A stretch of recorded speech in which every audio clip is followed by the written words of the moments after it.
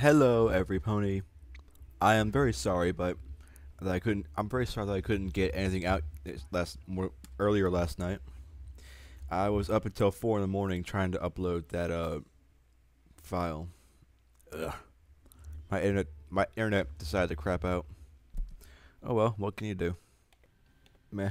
So, without further ado, this is Nightlife here, going to give you Fallout Equestria Project Horizons Chapter 6. By Somber. Chapter 6. Play. I know lots of other ways to take care of you. Don't worry, you're gonna get better. The rain had returned while we were in Ironshot Firearms R&D. This time it was a seemingly endless drizzle that cut the world down to a 30-foot bubble around us and rendered the ground a layer of slippery muck. It made what should have been a simple trek southwest to the Fluttershy Medical Center a real toil. I wasn't going to discard a single bullet or bit of loot that might contribute to our 10,000 cap goal, though. And with P-21's injury and Glory's lack of pockets, that left me slogging through knee-deep mud while they trotted ahead. I didn't worry quite so much with my EFS and compass. In fact, with the navigation tag up, I couldn't get lost. The rain gave me time to think, which is always a bad thing. 10,000 caps just to find out what EC-1101 is, what EC-1101 was. And once we found out, what then? Deus was still, excuse me. Deus was still out there somewhere. So was Sanguine, who directed him. There was Hoofington, a city of technology and a city built on its hatred of zebras. A country within a country, as Glory had described it. A place of secrets. Ugh, I am not a smart pony. Why do I have to deal with all this complicated shit? Stop whining, Blackjack, P-21 said from ahead. I am not whining, I am complaining. No, I'm fairly sure that's whining, Glory commented overhead. No respect, I tell you. I get no respect. Never have I been so happy to reach a parking lot. The rusted carts and sky carriages slowly decayed in little heaps across the cracked, withered, and uneven asphalt. Still, it wasn't mud, and that was all I cared about at the moment. Okay, that was a lie. But if I actually thought about all the things in the back of my head, I'd get a migraine. So I was in denial. Who could blame me? And that is a really big building. Even through the veil of rain, the Fluttershy Medical Center rose before us like an immense tree stump. Multiple wings branched off from the central structure. I'd never seen a structure like it before, which admittedly wasn't saying much. I simply couldn't help but think of 20 megamarts stacked on top of one another. If Bottlecap had been right, this was my best shot at finding something to fix P-21's leg. The yellow bars on my pit buck gave me pause.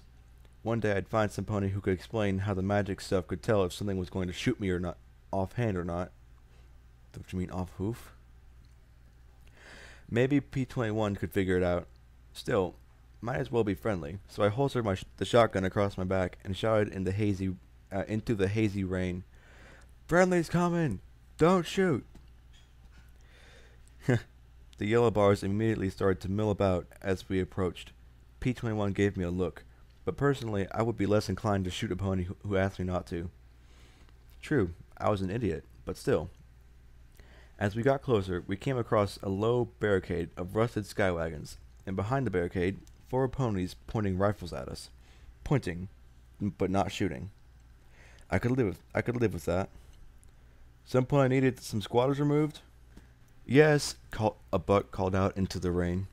His tone sounded dignified and just a bit like the overmare. I'm so grateful some pony decided to come. Please, come and get out of the rain. I immediately looked at P-21 in surprise. Manners? In the wasteland?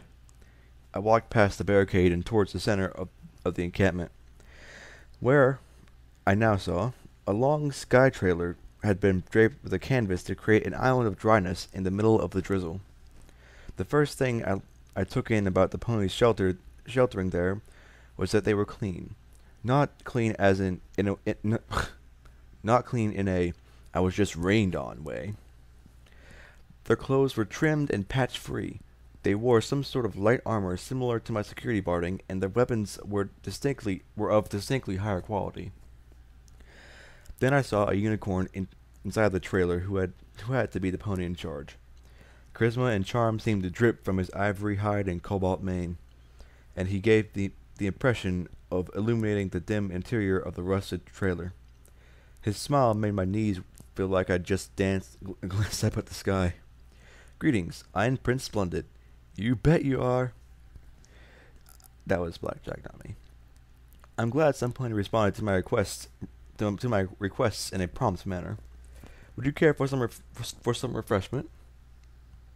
Sure. Refreshment sounds great. Hot body, manners, and feeding us? This day just got a whole lot better. In fact, I was pretty sure that this was the high point of my entire experience in the wasteland. Heck, of my life. Sure. Okay, already read that part. Refreshments involved chilled sparkle cola Rad, which had a delicious, sharp, radishy flavor, and more clicks on the radiation sensor, and some fresh carrots and apples. I can only imagine where he'd gotten fresh produce from. So, excuse me for wanting to talk business while we eat, but who exactly are we evicting from that building? P-21 asked as he batted a half-eaten carrot around his plate. I gave him a sharp glare that hopefully said, "Do not piss off the nice unicorn with the hot flank." Members of the collegiate that have some academic interest in the site, Splendid said carefully, or calmly, without showing the slightest bit of umbrage. We've tried to negotiate with them, but they've adamantly refused. You know the collegiate. Actually, I didn't. There's nothing in Hoofington they don't want to study, so we need some pony to convince them to leave until my business is concluded. And just what is your business here? I asked, giving him my winningest, flirtiest smile. True, I'd only employed it on midnight with little success. It must be important for some pony like you to be here. He looked at me with momentary consideration, his smile softening before he sighed. My father is old and very ill with a wasting disease. Fluttershy's Ministry of Peace pioneered revolutionary medical technologies and procedures, from simple healing potions to megaspells that could resuscitate entire battlefields. I believe there might be something here that will restore my father to health. Without my father, I fear that the society will tear itself apart. Society ponies will give you a meal and then tell you how grateful you should be to get it. The society? Yes. Ah, yes. You are from a stable. I should have remembered that you would be unfamiliar with the various political factions of the hoof. My apologies. Oh, 1 second. Someone's calling me. Okay, I'm back. He stood and said with great pride, "The society members are the descendants of the aristocracy of Equestria. Our king and leaders are related to Princess Celestia, and thus we are the rightful inheritors of Equestria." He gave a great sigh. Sadly, few in the wasteland will acknowledge our bloodline claims. I tried to keep a pleasant smile as Stibble 99 returned with a vengeance, and the overmare popped into my mind. So you think you think you should get to rule because your ancestors did? He smiled and nodded, pleased that I'd gotten it. Great. That splashed ice water on my hot, steamy fantasy. Ugh, Blackjack. Oh well. He seemed to detect my skepticism and smiled graciously. I understand that the burden is on the society to prove its worthiness to lead. We don't expect every pony in the wasteland to bend knee to us simply because we say so. But for 1,000 years and more, Equestria has knew peace and harmony under an autocrat. Why should it not be so again? Somehow, the fact that we were in a rusty sky trailer drinking 200-year-old soda and finding fresh food a luxury made such a simple, nostalgic desire both tantalizing and disappointing.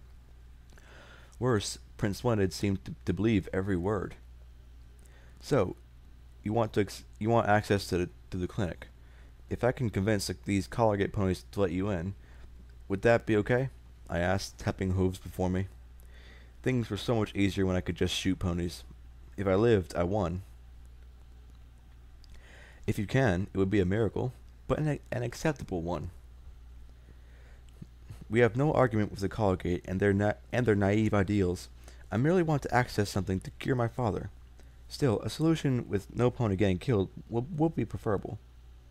Or still, that was Blackjack speaking. That last sentence, sorry. Prince Splendid was a gracious host, but there was way too much awkwardness. I had to admit, I was impressed by what I saw. His ponies were better armed and equipped than most. He had fresh food, and that was a miracle in and of itself. It was simply the fact that the society seemed to believe it had some inherent right to rule, even if he got this super cure for his father. Who would it help besides ponies who already had so much?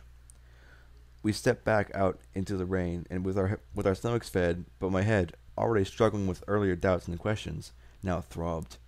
Plus, it didn't help that my loins were very interested in Splendid, and that I had no clue how to address that. In P29, in '99, I'd put myself on his breeding queue. No doubt Splendid would have a backlog of years. Now I doubted it was just as simple as getting him alone and lifting my tail.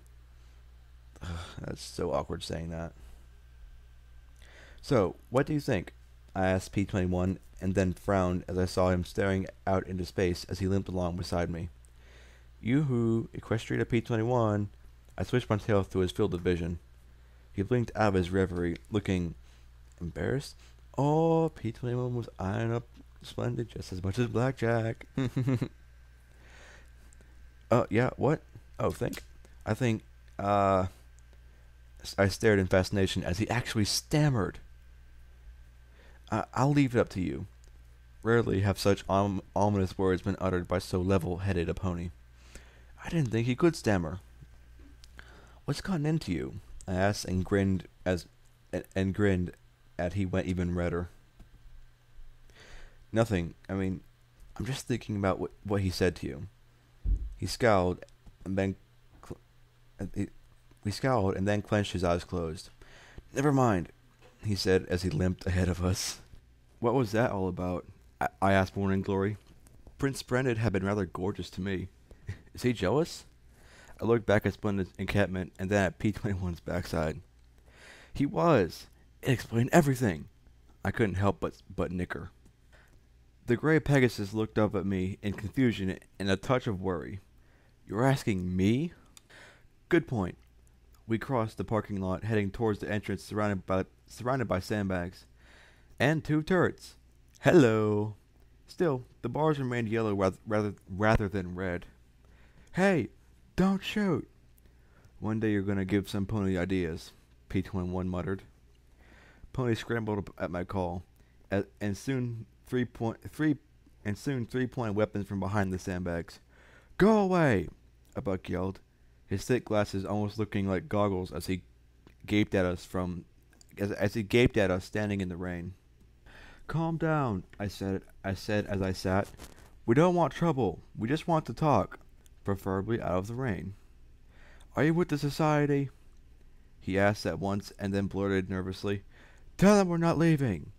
Their beam rifles looked like they'd fall apart with a sharp kick. Those turrets on the other hand. Oof! Dang it! Okay, from now on, I'm going to kind of on the fly edit this shit. All right. I'm here to talk. If I can work out a deal where no pony gets killed, even better, I said truthfully. My name is Blackjack. Incomprehension. I sighed and added, Security? Comprehension dawned, and they started to relax a little. As much as I hated to admit it, that little title to DJ Pawn Threes was making my life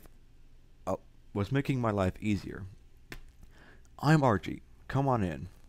Gogglebuck said as he turned and trotted back to the hospital. It looked like this was some sort of emergency ward or the like. It'd seen better days. The butterfly wallpaper was peeling off in brown strips. A layer of muck coated the floor, and it looked like the emergency beds had been converted from had, yeah, had been converted into sleeping quarters. A strange drum hummed softly in the corner, providing power to a number of flickering terminals. There were a dozen or so ponies working in the dingy space. "So you're the pony in charge?" I asked. The the brown buck with scraggly black mane nodded. For now, my boss went upstairs a week ago and hasn't come back," he said nervously as he looked at the three of us. "Prince Splendid's tried to take over more than once. First he tried to sweet-talk us, then bribes, then he attacked." "Must be something really worthwhile in here, then," I commented lightly, and got a worried look from the twitchy brown buck. Something that a lot of ponies need," I admitted quickly, and he noticeably relaxed. "There is. When we got here, we found that the upper levels are completely untouched. They must have sealed hermetically when the bombs fell, and only disengaged when radiation levels dropped to survivable levels." He looked at several racks with medical goods stacked on them. "Unfortunately, the team who went up there didn't come back. Neither did the team that went to look for him. Now we're stuck in here till the collegates can send reinforcements." "Oh, crap, 1 second. Prince Splendid thinks there's something here that will help his sick father," I said as neutrally as possible as I saw Archie frown. "There is. Well, probably," he said as he turned to the terminal. "We found notes on several new healing potions, targeted antibiotics, even regeneration spell infusions." He pointed at the terminal. "If we could find samples and study them, we might be able to discover how to make more. That could take years, though. The prince just wants to take the samples and use them. He even offered to buy them. As if you could put a price tag on that kind of knowledge." Great. It looked like what every pony was after was above us. My mane started to twitch. "Well, how about this, then? My friends and I take a peek upstairs, see if we can find your teams. Maybe find something to make both you and the society happy, and every pony lives." What were the odds that I'd find only one dose of magical experimental super healy stuff? Damn, my mane was itching like crazy. We left the emergency room and walked into the central atrium, stepping into a virtual forest. The interior of the massive structure was hollow, and far above us the domed skylight had shattered, allowing rain and runoff to cascade down into the fountain in the center of the chamber. Chipped and faded concrete vines coiled up the interior, giving the impression of being within some mythical wood.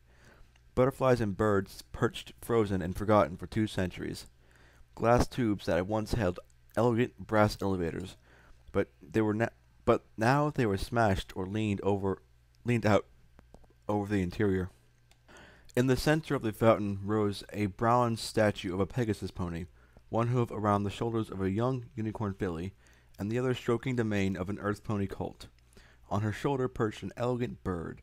At her hooves a small rabbit seemed to glare rather indolently out with his forelegs crossed. A plaque at the base of the statue read, "We must do better." Looking at the Pegasus' gentle smile, I couldn't shake the feeling that the statue wept for all the decay around her. "Who was she?" I asked Glory, feeling a strange sense of reverence and sadness. "Fluttershy. She was a ministry mare and a friend of Rainbow Dash. She founded the Ministry of Peace and dedicated herself to helping ponies of Equestria throughout the war." Morning Glory looked wistful as she looked up as well as she looked up at her. As the war progressed, it took its toll on her. Some claimed she aided the enemy, despite orders to the contrary, and gave zebras medical supplies and other care. At the end, well, I was taught she went mad with grief and wandered into the wasteland to die. She simply couldn't live with having failed Equestria. I stared at the bronze statue for a moment. If she failed, I can't believe it was for lack of trying. I said softly as we headed towards the stairs. 1 second. Morning Glory, however, examined the remaining elevator curiously. Something wrong? I think it's still functional. It just needs a spark battery and some scrap metal, she said as she pried up a panel in the center of the platform. I looked at P-21. No need to make him climb 10 flights of stairs if we could avoid it. I checked my inventory and nodded, floating the components to her for the repairs. A few minutes later, the brass platform hummed softly inside its tube as an eerie noise filled the air. Uh-oh. What is that? I asked as the three of us stood upon the metal disc. It wasn't music, but familiar. Birds, Glory replied simply as we lifted into the air. Higher and higher the platform rose, and I suddenly had to clench my eyes tight. There was way too much space around me, and the glass walls didn't provide enough illusion. I levitated out my shotgun and reloaded the drum, checking the wear and tear that had built up over the last day. I was definitely doing a number on it. When the doors to the 15th floor opened, I jumped through, breathing hard as I fought the urge to be sick. With my heartbeat slowed, I looked back at the elevator where P-21 and Morning Glory were frozen in place. What?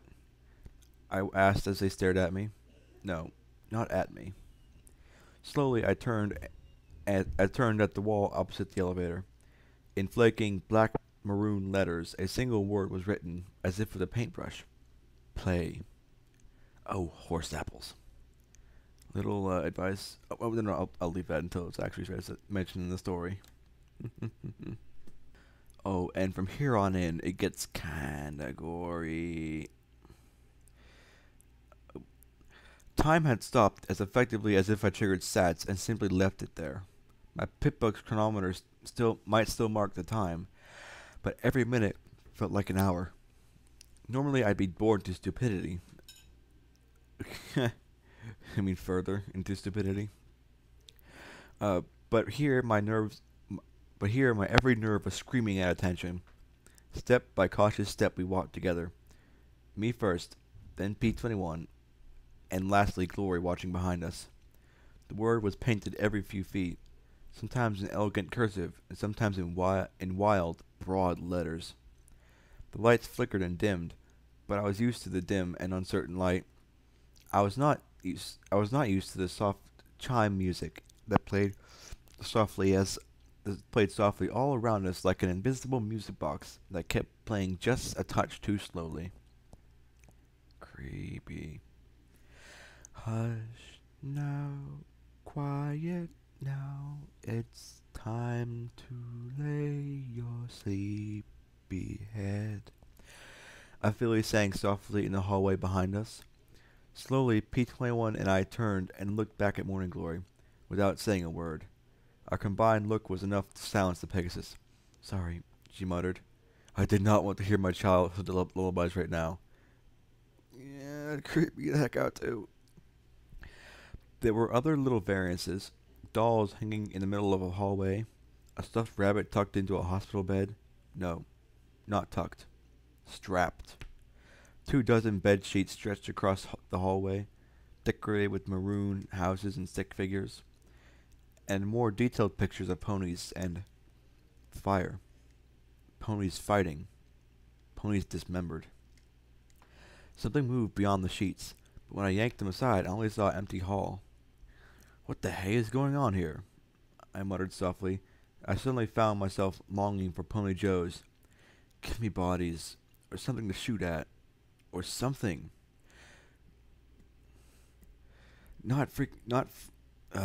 Crap, I lost my place. Or something, not freaky pictures and words written in dark paint. I glanced at Black and saw them both staring at me. What? She doesn't know? Glory whispered to P-21. Apparently not, P-21 said as he looked behind us. Know what? Glory swallowed. That isn't paint, Blackjack. She pointed at the black red letters on the wall. Dun dun dun. We all saw this coming, right? I closed my eyes. Oh, I really, really wish she hadn't said that. Right. Of course it isn't. I looked down yet another empty hallway and shouted, "Okay, you're officially sick fuckers. Now come out so I can shoot you."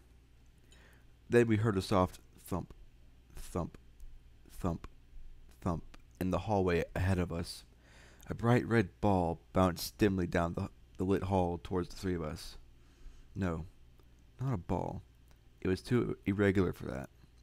It rolled to a stop at my feet, leaving bright, wet splotches on the floor. The face of the severed head was a mask of terror. A foal giggled in the darkness. "Cute," I muttered. This head was fresh. "Shit, shit, shit," P-21 repeated over and over again as he stared down at it. "Calm down," I muttered, trying my best not to freak out. "It's just a head." As we watched, a little door opened up, and a small mechanical pony trotted out and washed off the smears of blood with rotating buffers on its hooves.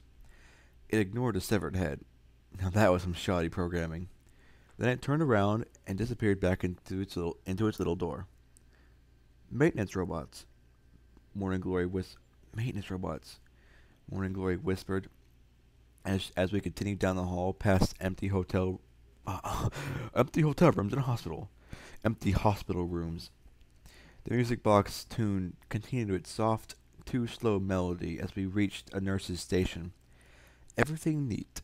Everything put away except for the creepy little artifacts and associated body parts. After so many ruined buildings, and the cleanliness disturbed me. The cleanliness disturbed me as much as the music. I tried my radio, but the only channels I could find had the same music box melody. We came across an active terminal.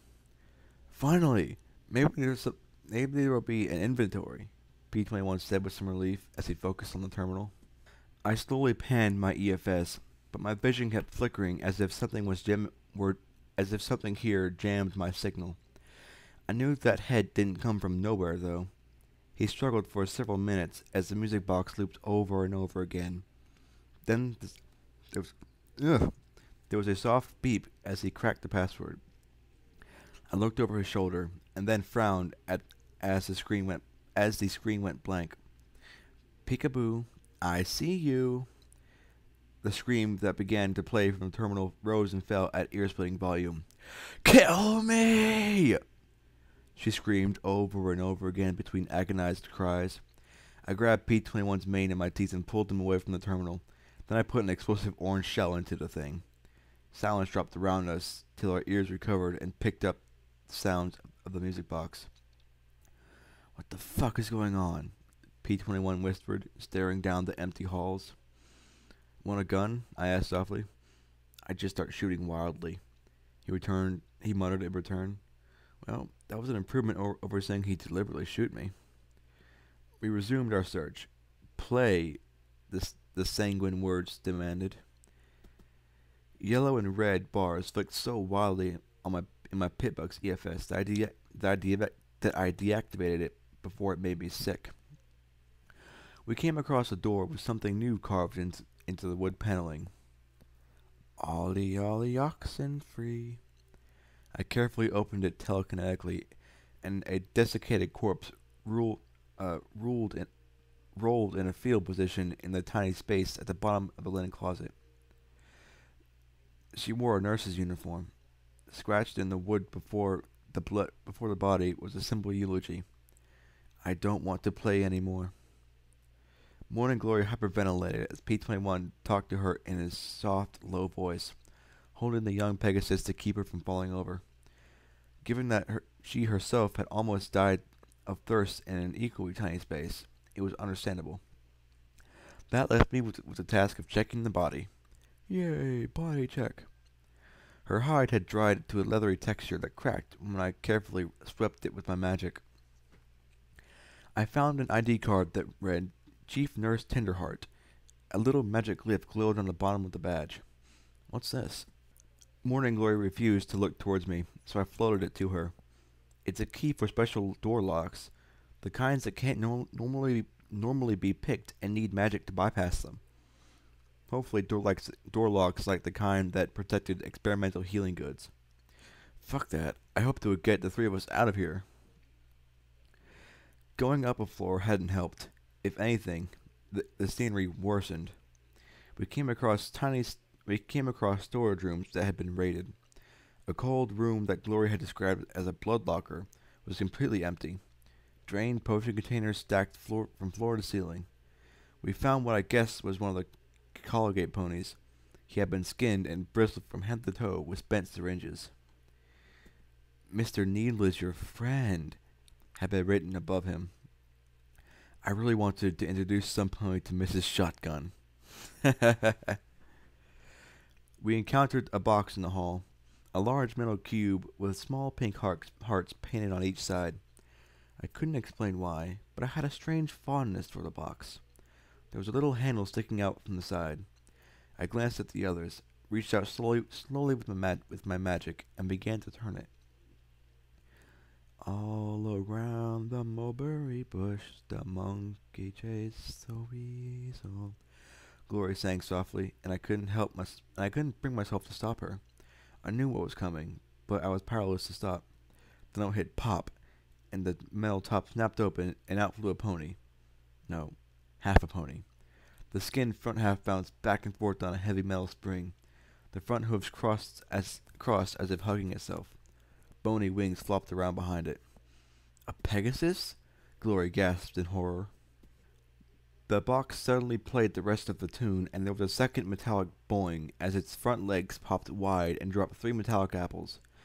The reflex more than thought, my telekinesis flung them away as the 3 of us hit the deck. Silence. Silence. Silence. Slowly, I lifted my head and carefully turned the nearest grenade with my magic. A hole had been neatly drilled in the bottom of each. Wait, not sick enough. Run! I yelled as I grabbed P21 with my magic and scooped Glory up as I bolted down the hall. A few seconds later, the bombs hidden inside the box exploded. All 3 of us landed in a heap. How'd you know? P21 muttered in shock, blood dripping from his nostril. The only thing more messed up than scaring us with duds, then letting us have a moment of relief, and then blowing us up with the real bomb. I don't know what concerns me more, that someone thought of that, or that you figured it out, P21 said with his usual dry smile. I stood and carefully trotted back towards the box, not sure how to take that. I doubted there'd be a second bomb. That wouldn't be as much fun. Far more effective, yes, but whoever the fuck was behind this wasn't trying to kill us. That wasn't the point. I found the Pegasus torso and head. Is he Enclave? Glory glanced at the body, shuddered and looked away, then looked again with a small frown. She swallowed and walked closer. I think so. He's slightly desiccated. Maybe a month or so? Maybe dead a month or so? But we weren't supposed to go anywhere near the clinic. Only near raider nests. So this guy's not with the volunteer corps? No. He must be with security, she said softly. Surprise, surprise. I looked ahead with a scowl. Whatever's in here had better be worth it. I'm in a shooty kind of mood. Things didn't improve as we encountered more bodies. Tea parties of 4 bony ponies around a petrified cake with their hooves nailed to the table and party hats on their heads. A body dressed in a foal's tutu impaled on a turntable. It was like I was starting to become numb to the next horror around the corner. Yet I couldn't stop looking. The music kept playing. I could barely hear things moving around out of sight. We found ourselves in the staff lounge. Everything was neat and clean and tidy. I was starting to hate the cleanliness. I longed for a wrapper, an empty tin can, a soda bottle left on a shelf. Anything that was a sign that at one time normal ponies lived here. I was getting sick of wooded wallpaper and frozen birds and butterflies. Oh, and grotesquely posed corpses. I longed for the boring gray walls of 99. I used to I used the bits we had to clean out the soda machines, sharing one with each of them. Anything that might have been a personal item was by and large missing. I did find a newspaper clipping posted to a bulletin board. It was yellowed and brittle, but I feared even touching it with my magic as I read. The beginning had fallen off, but the remainder I could just make out. Intosh was 90 minutes from Ministry of Peace care following the assassination attempt on Princess Celestia at Shattered Hoof Ridge. Thousands of soldiers and countless non-combatants suffer while waiting for medical care. Today, the Ministry of Peace, working in concert with the Ministry of Arcane Science and the Ministry of Wartime Technology, has devised a means of preserving injured or sick ponies until such a time as treatment is available. No small measure of thanks goes out to the Ministry of Peace goes out from the Ministry of Peace to the Office of Interministry Affairs. Without their tireless work bringing together ideas from all across Equestria, we would never have been able to complete this new facility. Countless young lives would be cut short or left to misery.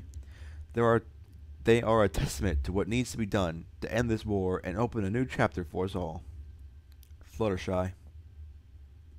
A means of preserving injured or sick ponies. This is it, I said in excitement. If Splendid can bring his father here, they can keep him alive till the Colgate makes a cure. Hee. I love it when a plan comes together. Blackjack, Morning Glory said softly. I glanced at her and followed her gaze into the top corner of the room, where a carved white bunny watched us sternly.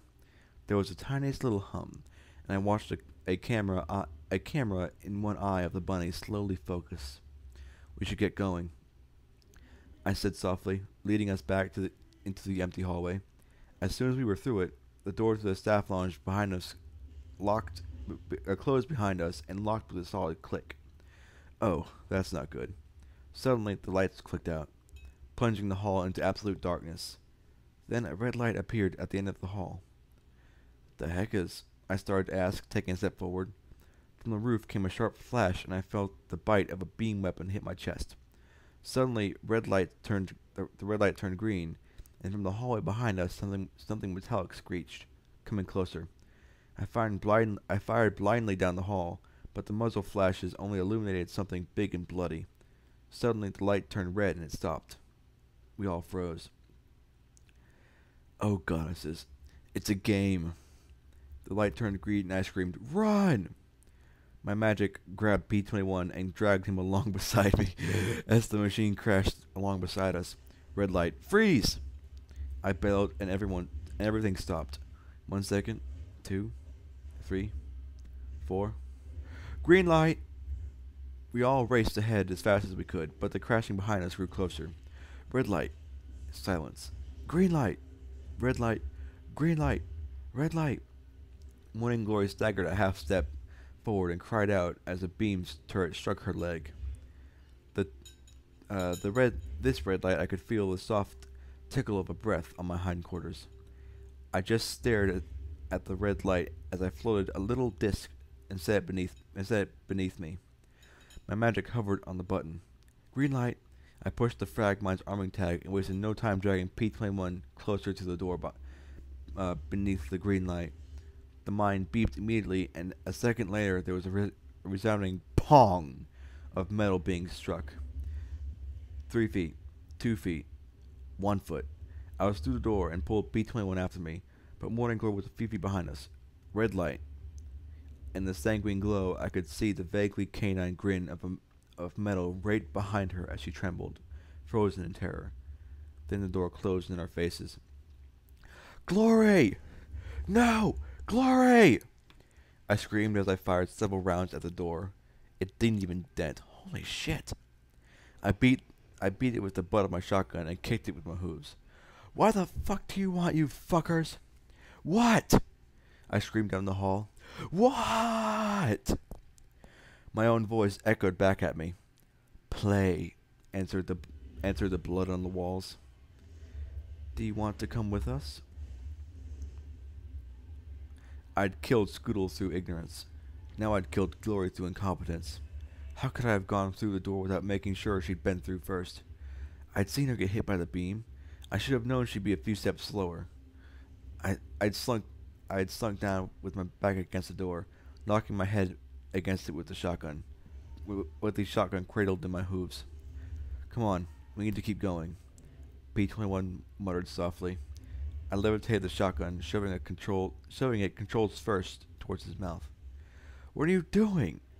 He stammered in shock, trying to push it away. You said if I ever got another pony killed by being stupid that you'd end me. I muttered, looking at my hooves. Time to make good on it. I'm not going to kill you for this, Blackjack, he said softly. This wasn't your fault. I'm the leader. Whose fault is it, if not mine? Whatever sick fucker's behind this, he replied. I didn't move, still just trying to give him the gun. His stoic mask crumbled, and I saw fear creep into his features. Blackjack, I can't do this without you. Either I'm incompetent or I'm cursed. Either way, you're better off without me. I muttered. Is this it? Is this the part where the wasteland breaks me? I don't know what to do, and I keep getting ponies killed, and that don't deserve it, I whispered. P-21 sighed, hugging the shotgun with his hooves. I don't know what to do either. If there isn't a terminal or lock, I might as well be back in 99. I'm so scared right now that the only thing I know for sure is that I'm going to die, and it's going to be ugly. I'm not you, Blackjack. I might be smarter than you, but I'm not as brave as you are. It hurts so much, but what could I do? Give up and die? That was the easy way out, the contemptuous way out. Give in to hatred and just kill and kill and kill? That was so tempting right now. A bloody part of me craved it. Kill the Colgate, take their stuff, kill the society ponies, and repeat the process. Kill, take, and never feel again. It was a more thrilling form of suicide. You keep going, knowing that it will never be enough. You spend every second trying to make it right, knowing that you never can. Slowly, I reversed the pull on the shock of my horn and took the gun from him. I rocked forward and stood. I wasn't quite done just yet. Despite everything, despite the fact that I was not a smart pony, a plan crept out of my meager brain. Worse, I was looking forward to it. P-21, you're 10 times sneakier than I am. You know terminals. You can open locks and get where you need to go.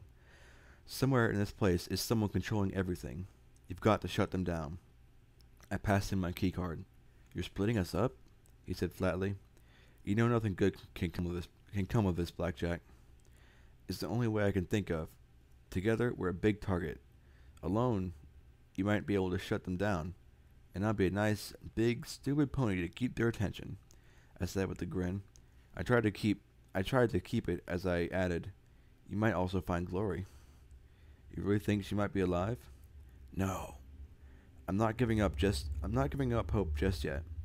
Giving up hope was so 10 seconds ago. Just do what you do best, and leave being a decoy to the not smart pony. The not smart pony. I like that.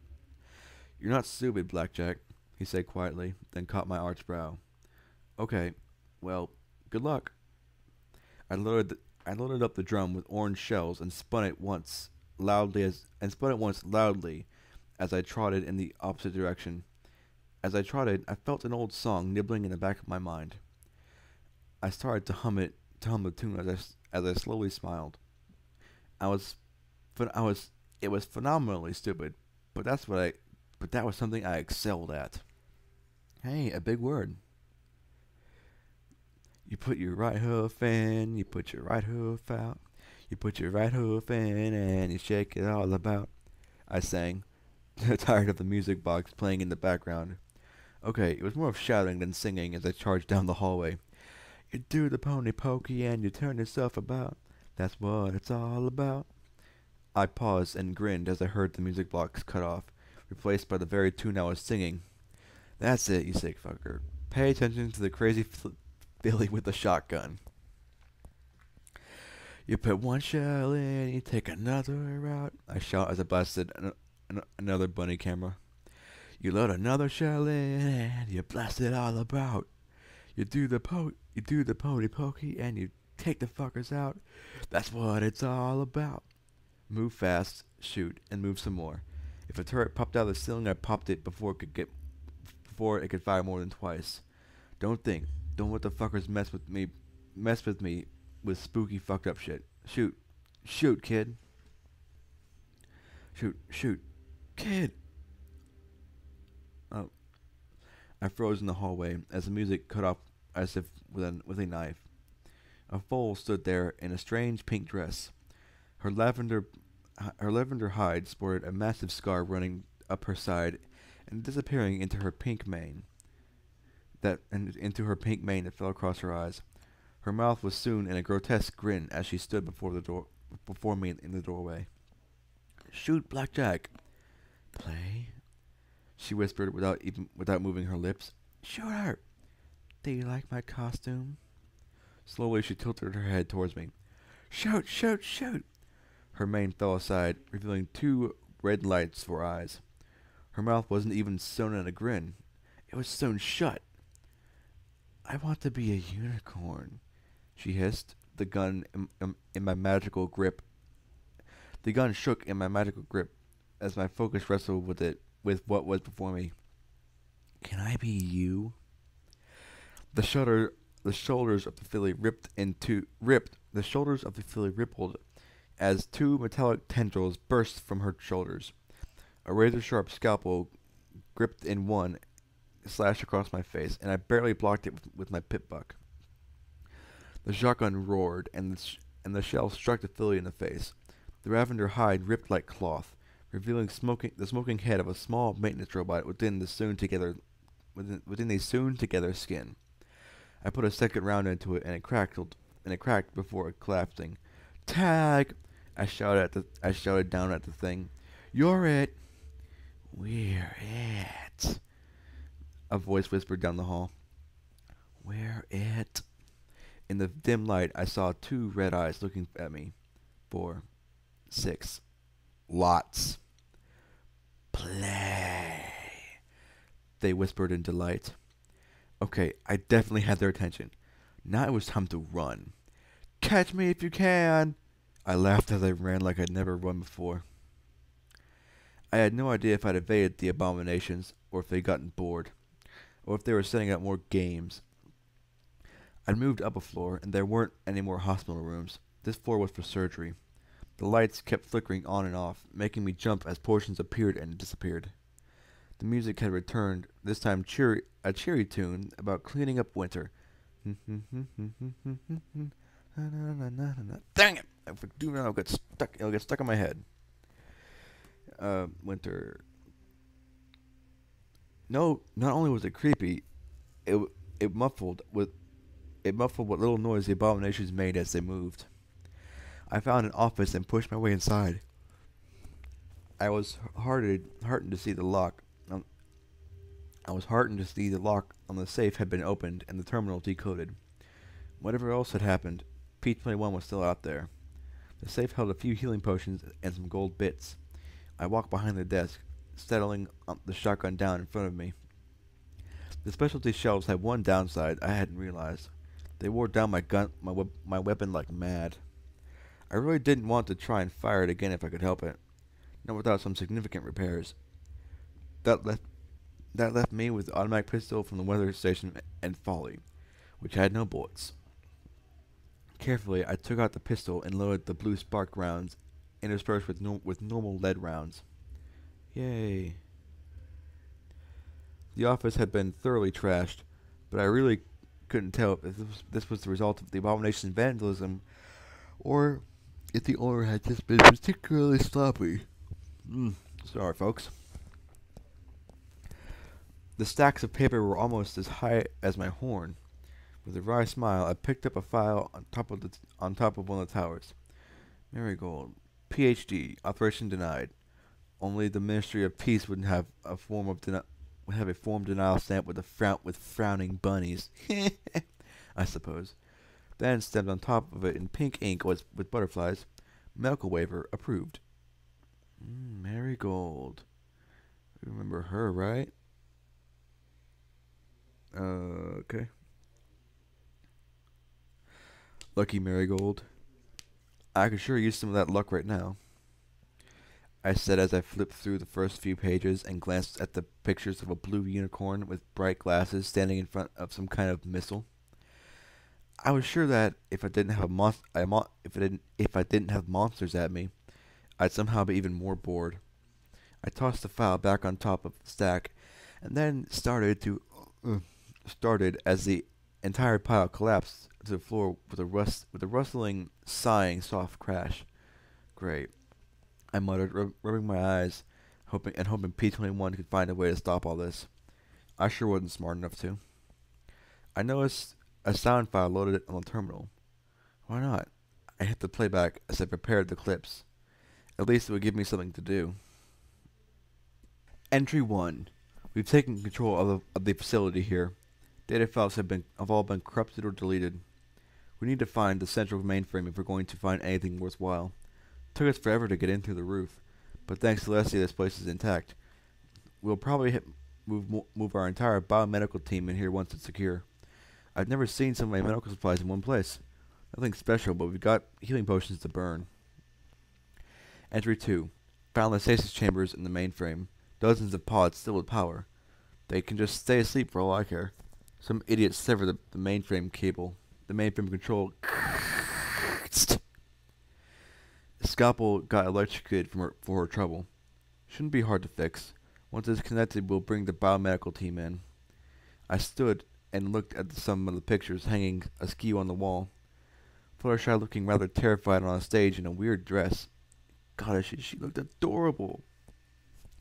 The yellow mare smiling shyly beside a purple unicorn with a pink streak in her mane and an orange-coated, blonde-haired mare in a cowboy hat. Cowpony hat.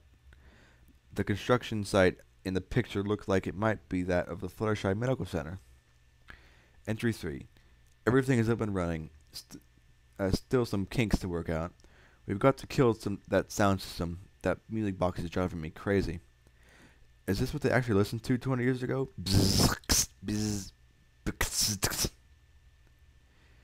Entry 4. Brighthoof and Skysparkle are both AWOL. Probably fucking in the staff lounge again. Toys keep on showing up in the hallway. I think the soldiers are starting to get antsy. I need to organize some. Should be okay though. Biomedical team found the experimental, of course, but it's almost a megaspell level infusion, practically a cure for death. Looking at the computer terminal, I spotted a little square note of paper. Please don't ask about that procedure again, RH. We've only had one success. I won't risk any more babies. I can't. I'm sorry. F. Entry gone. Something cut them apart. Skinned them alive. They were posed. It's got to be more or not. Find them. They're arrested and command can figure out who to shoot. Fuck it. I'll shoot them both. I'll shoot them myself and save command the trouble. Roof access is sealed. The biomedical team is just gone. Somehow he took them out. He's the only one not accounted for. Somehow I got control. Fuck. I'm tired of this game.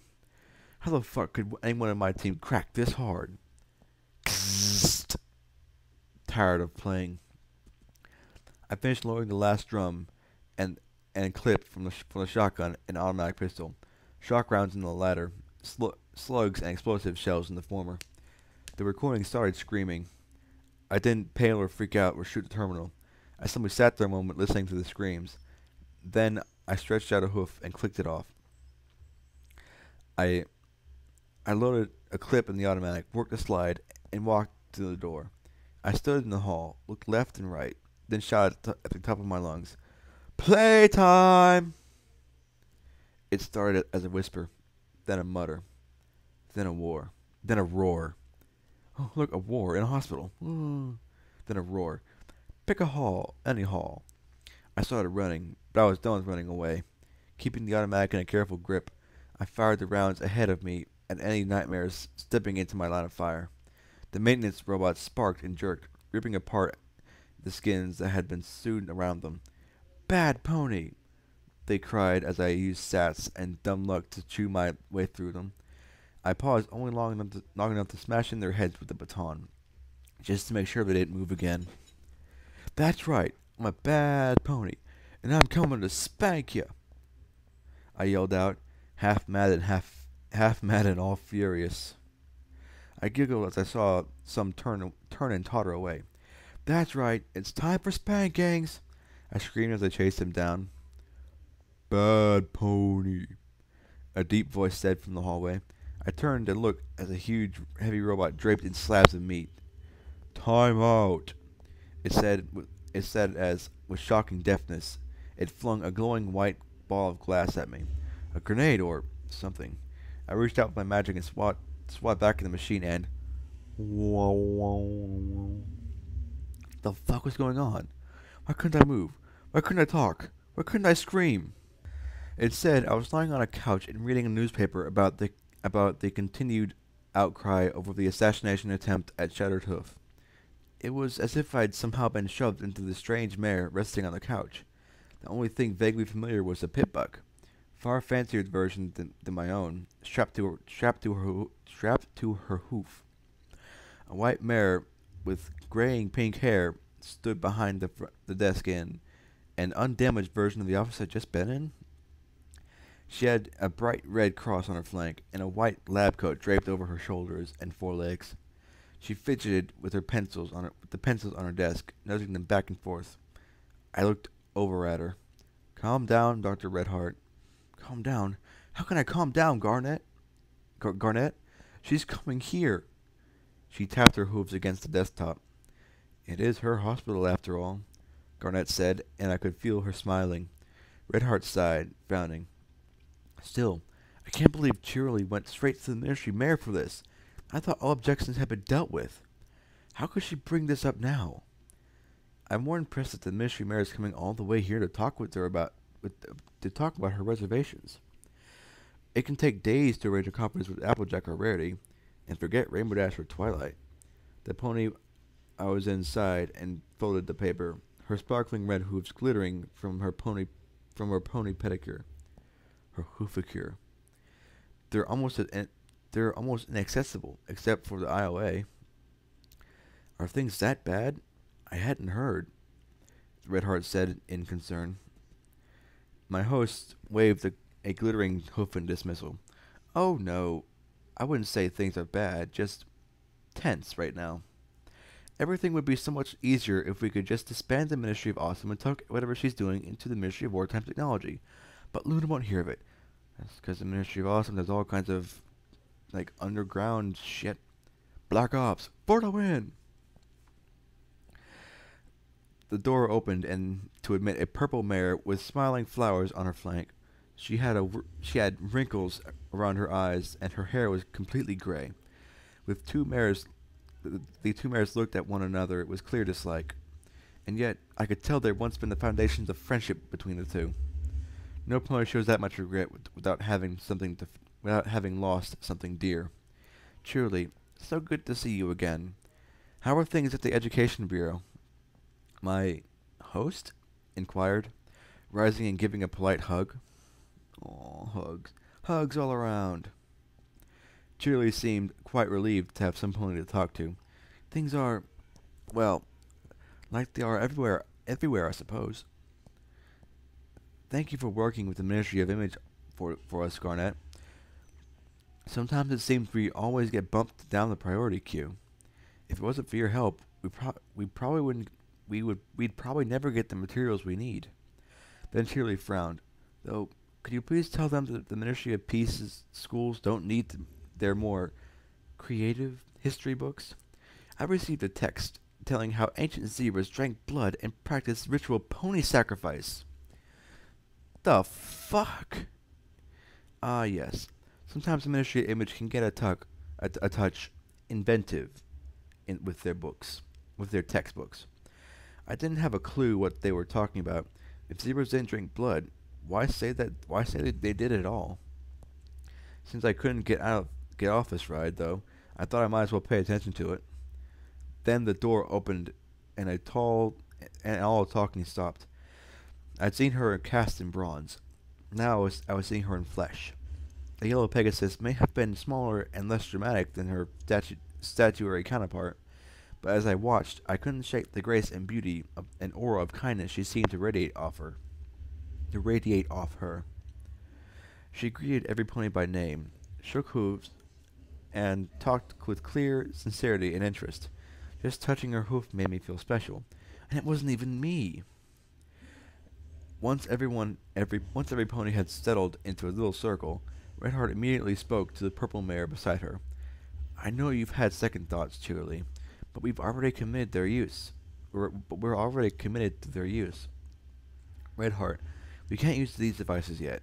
We don't even know all the spells that have gone into them. Cheerily looked across at me as she said that. We have no idea what long-term effects will be. She turned to Fluttershy.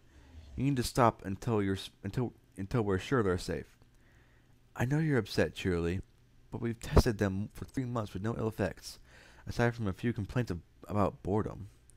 The mature mare's tone reminded me of Mom saying, "Trust me."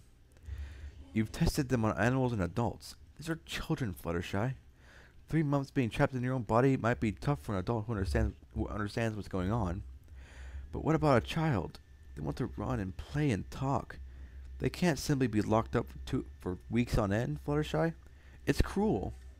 Then Fluttershy spoke in a soft and gentle voice. Are you saying that I should leave children to die when I have ways to keep them safe and alive until they can be healed? At that instant, I knew Cheerily was screwed. Ooh. Cheerily paused and then let out a struggling, "No, but Fluttershy, tell me that I should let children die, and I will stop the use of the pods right now and start long-term testing. A year at least." Fluttershy said in that soft, reasonable voice. A pony would need a heart of stone to say those words. Fluttershy, I don't want any cultivator to die. You know I don't. But I know kids. I know this isn't the answer. I know children too. No, Fluttershy, you like kids. You don't know them. You never even had one. Oh, fuck. Fuck, you just fucked up. Fuck. Fuck, man, that was not cool, Cheerily. Cheerily cut off at a soft gasp from Redheart. Awkward silence. I'm sorry. Fluttershy simply closed her eyes as if bracing against an inner hurt. Cheerily looked horrified at what she said, but the words were spoken. More silence. Fluttershy spoke softly. Me too. I'm sorry, Cheerily, but I can't delay using something I know can help. Slowly she stood. Excuse me. Damn it. Why did I say that? Cheerily asked with a snotty sniff. I saw the specter of Redheart and Cheerily's friendship appear as the former walked over, bit a box of tissues, and offered one to the other mare. She took it and blew her nose. Don't worry, Cheerily. It's not as if the children will be left alone. They'll have constant interaction with the staff, me, family, and teachers. They won't be neglected, Redheart assured her. Most of the time, they won't even be awake. We can keep them sedated and dreaming sweet dreams until they can be woken up. Beautiful dreamers. That's what I'm afraid of. Children don't stay children forever. They always become something else. The purple mare rose and quietly left the room. Redheart shook her head. I'm sorry you had to see that. Once she put the tissues away and looked at me. She's a teacher, and a good one. I think she'd be much happier staying a teacher rather than working with the ministry's schools. Garnet nodded. I can appreciate the concern. I'm glad she hasn't found the report on subjects developing resistances to sedative over time. Certainly 20 years is a long time, though. It's not as if we'll keep them in stasis for centuries. Uh-oh. She was right about there being some confusion regarding the spells involved, though. Some of the nursing staff is concerned. There was a memo about the spells of the Ministry of Image being involved. But that couldn't be right. No, I'm sure it was just an error, Redheart. Some days we can't tell what's coming out of the Ministry of Technology and what's coming out of the Ministry of and what's originating in the Ministry of Magic. We just do our best. Still, we're quite glad to see the Ministry of Peace going ahead with the facility. I'll try and get more specifics sent to you right away. Or sent your way. Thank you, Garnet. I appreciate it. Oh, don't worry about it. Oh, just a heads up that Rabronco will be here to tie the maintenance robots into the system mainframe. Once their control system is linked to the bots, your nurses shouldn't have to worry about them causing messes. Uh-oh. I returned to my body, screaming as fire roared from my crotch to rib cage. I lay on my back, strapped to an operating table, pulling against the restraints on my limbs. Overhead, a robotic spider on a white boom hovered over my body. Little scissors were slowly snipping open my belly as I screamed and thrashed against the restraints. "You fuckers!" I hissed through clenched jaws and spat as spit ran down my chin. "Bad pony. Potty-mouth pony. She said a bad word," gibbered the sewn-together abominations around me as the scissors went snip, snip, snip. She needs a timeout. She needs to be punished. Bad pony." The children were sleeping. All around the perimeter of the room were metal pods with observation windows and padded interiors. At least 40 was the best count I could make under the circumstances. If in the pods were foals, some were missing eyes and legs. Others appeared burned or worse. Others appeared intact, so I could only guess they suffered from some sort of internal disease or condition. They all lay so still they might as well have been corpses. Each had a tiny monitor with zigzagging lines on it that was too far beyond my intelligence level to understand. The cables all ran to a central drum, decorated with a dozen terminals. Running from this drum was a thick cable that disappeared into the floor. Blackened marks showed where the hoof-thick connection had been mended. I wouldn't scream.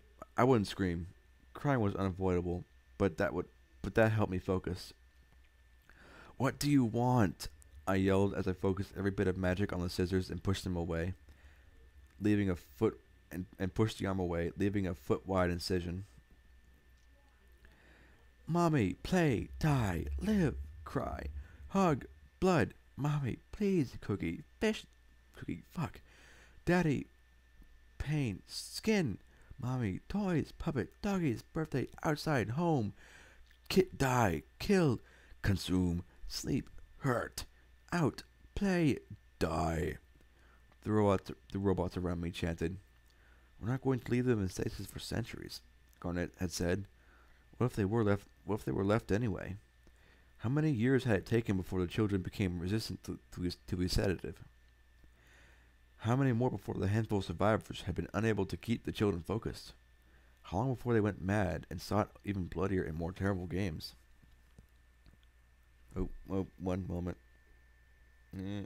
Boom. Some pony, Redheart I suspected, had cut the connection between the repair bots and the facility mainframe. They sat here alone, incapable of any interaction at all, unable to sleep. They couldn't even kill themselves. Then the Enclave arrived and connected the mainframe again. The children had resumed their games, honed after decades of being trapped within themselves. Now I was next. My telekinesis pushed against the medical robot as I clenched my teeth so hard I felt a tooth crack. Oh, it wasn't enough. A three-fingered hand reached out a loop of gray-pink intestine like a thick noodle. I wouldn't scream. I might choke on the vomit rising in my throat as I felt inch after inch slipping out. Then I heard a sharp crack from a nearby roof air vent and tumbled into the room. Glory poked her head in, eyes wide, teeth clenched on her beam pistol. Right now she was a more welcome sight than Splendid stepping out of a hot shower. Oh my gosh. "Bad, bad, bad ponies, bad," the robots chanted as the medical arm released my guts and reversed to slam itself against the grate. Glory leapt into the air, circling the arm as she looped above me. All eyes were on her, except for mine, which noticed a small blue shape of P-21 slip in through the door. Carefully, he picked his way towards the terminal. Glory wouldn't be enough. I lifted my head and looked at the buckles on the straps holding my limbs. Pain made the world black around my edges of my vision as I fumbled with my magic. One of the buckles came free, then another, then another. Slowly I kept myself free as the abomination surged forward. Bad ponies! Bad ponies! I sat up. Spotting my shotgun, I could make out the orange shells in the drum. I levitated the gun to me and slowly slid off the table. Then I discovered something truly disturbing. I could either handle the shotgun or hold my guts in, and I wasn't doing the latter. A hot, wet slipperiness moved out of me, combined with the sensation that made me want to put a shell through my skull. It was only 20 feet to my target, but that was the longest 20 feet of my life. P-21 tried desperately. Glory flew desperately. I tried to walk desperately. Had the abominations realized what I was trying to do, they could have stopped me easily. I think they just took glee in watching me struggle. Maybe they thought I was trying to help P-21 or run. Instead, I staggered my way to where the cable emerged from the rear of a machine. Suddenly, my intestines went taut, and I almost blacked out again. "Would you mind getting off my guts?" I croaked. The cable was thick. Even with the explosive rounds, it'd take me several shots to chew through. The shotgun didn't have that many shots left in it. That was okay. I only needed one. I grinned back at my abomination audience. Playtime is over. I ejected the drum and kicked it underneath the table. One round remained in the chamber. I pressed the tip of my shotgun to the ammo drum and fired. The explosion was barely equivalent to a grenade, but it did the job. The cable snapped once more as I was showered with shrapnel. With a soft hum, the arm froze in its pursuit of glory. The abominations froze in place, puppets with their strings cut. The zigzagging lines went crazy as darkness finally caught up with me. Heh, crazy kids. When I came to, I felt good. Great. Wonderful, in fact. Wunderbar! I opened my eyes and immediately felt my midsection. Only an ugly red line remained, and that was healing before my eyes. The table I was laying on had a strange talisman that covered me in a pink glow. Some kind of regeneration magic pulled my torn body together. "Oh good, you're awake," Gloria said from beside the table.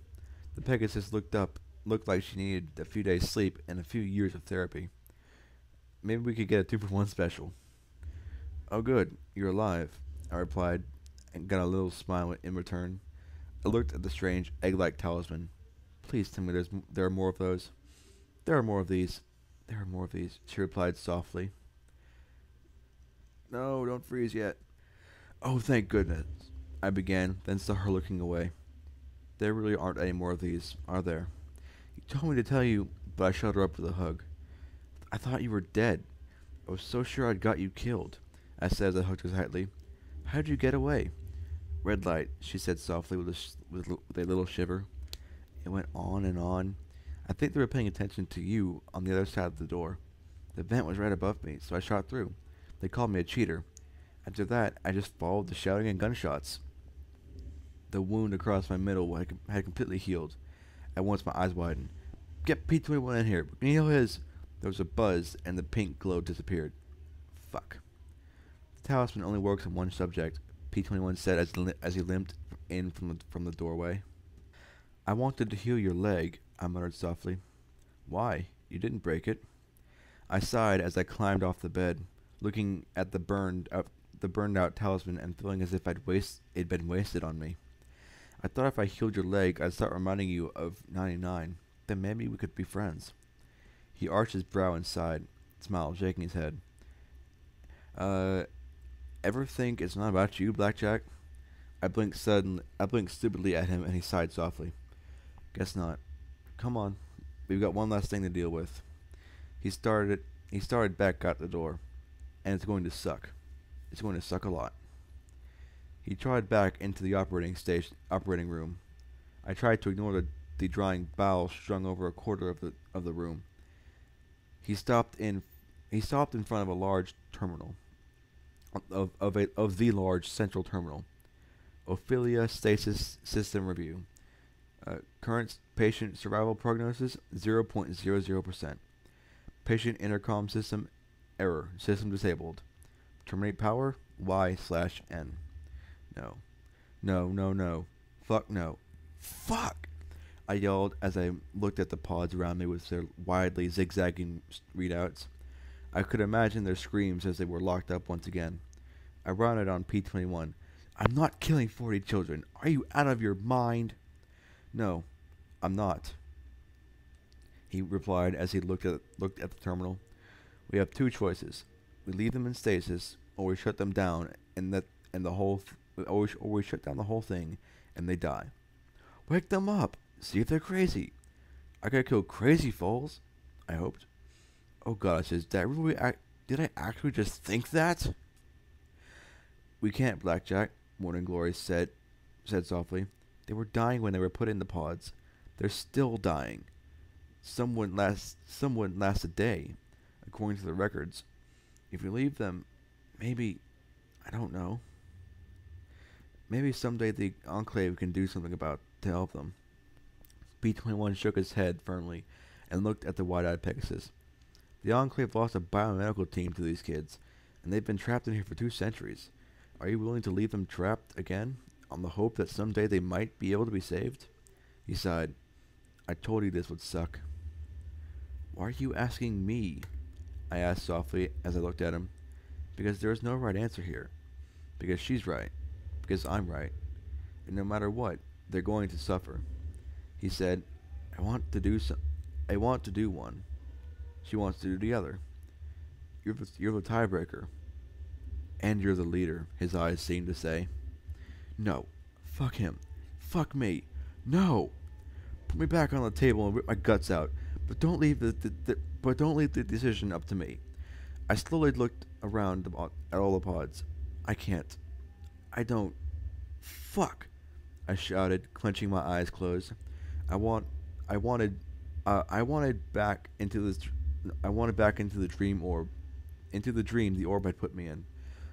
Neither of them would look at me. I gazed at the pods.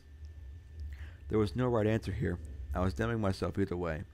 I thought of flipping a cap, but what if it came to the shutoff and I tried for 2 out of 3? Or vice versa?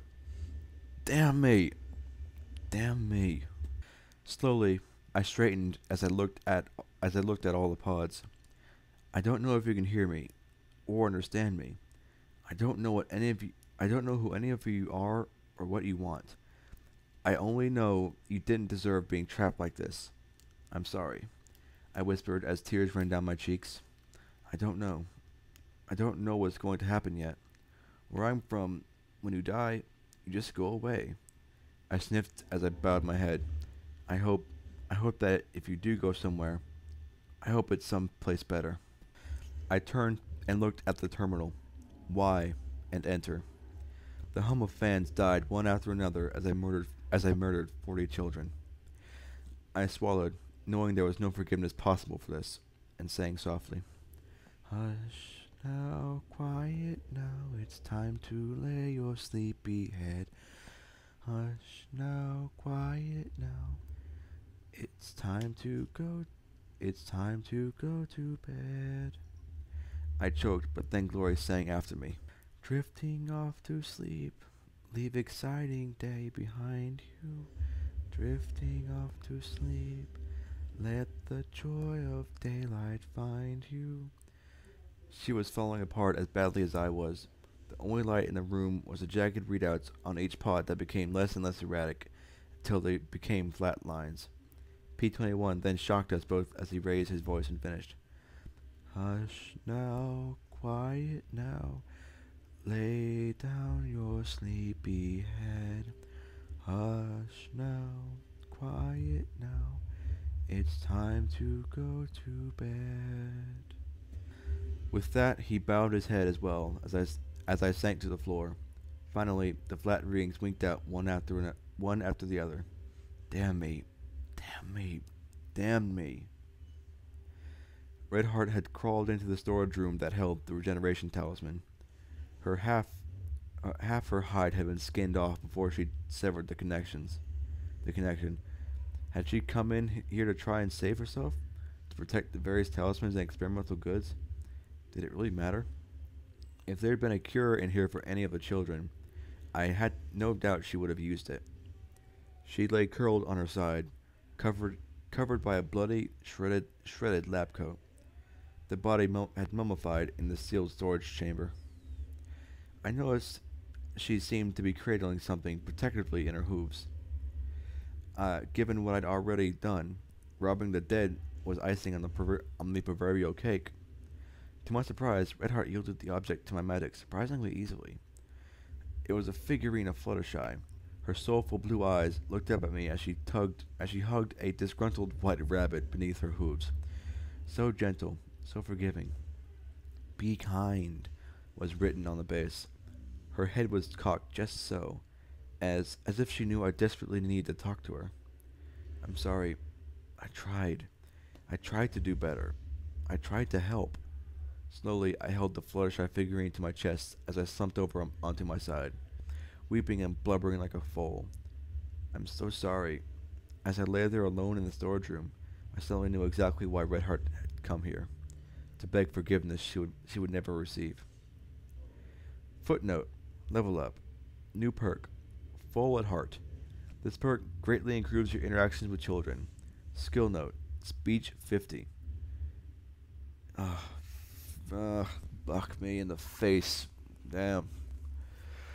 That. Not my favorite chapter, but then again, it's also my favorite chapter. Oh man, oh man, oh man. Well, it's just an hour and a half, right? I'll get uploading this as soon as possible. Nightlife, out.